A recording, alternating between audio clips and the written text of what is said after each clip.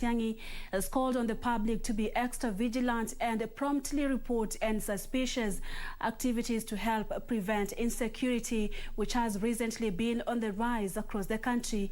According to Matiang'i, in the last 2 years, criminal investigators have recovered 14,000 illegal firearms and 400,000 bullets intended to be used to commit crime. The development coming as the Office of the Director of Public Prosecutions announced it has embarked on a 3-year journey to transform its operations into the 21st century prosecution service that meets the need of Kenyans. Barely a week ago, an 8-year-old girl, Chantel Nzembi from Kitengela, was abducted and her body later found wrapped in a shuka in a sack next to a bridge. A few weeks prior, a Somali-American businessman, Mohammed Bashir Mohamud, went missing in Nairobi, only for his vehicle to be found burnt to a shell in Kajiado County and his body dumped on the bank of a river in Kirinyaga County.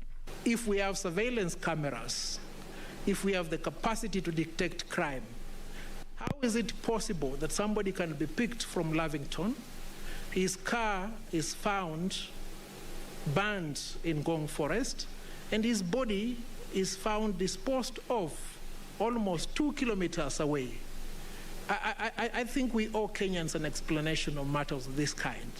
With the alarming increase in cases of insecurity, kidnapping and petty crimes across the country, Interior Cabinet Secretary Dr. Fred Matiang'i wants members of the public to be extra alert. All these people who are running wash activities in Thika, all these characters we are picking from estates engaged in money laundering and so on, all these characters we finally trace who are trying to abduct the kids live in our midst. It's very helpful sometimes for the public also to be conscious of the rising levels of crime. The Cabinet Secretary, who graced the unveiling of the Excellence Charter by the Office of the Director of Public Prosecutions at the Prosecution Training Institute in Nairobi, said in the last 2 years, criminal investigators have managed to recover 14,000 illegal firearms and 400,000 bullets from criminals. Some of the criminality we are dealing with, which is sophisticated, is related to lifestyle. But because we become intensely materialistic, people are running rackets, money laundering rackets that are covered for a very long time. But the time the police stumble on this, they have taken away lives. Director of Public Prosecutions Nudin Aji said his office has embarked on a 3-year journey to transform its operations into a 21st century prosecution service. In corruption cases, the conviction rate increased from 37.6% in 2017 to 70% as at April of 2021.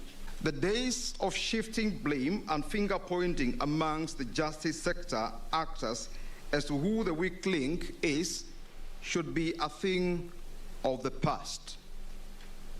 We need to restore confidence in the criminal justice sector by playing our respective roles diligently.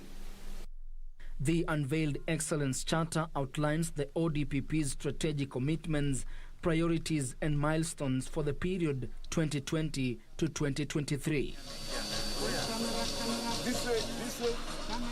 Ben Chumba.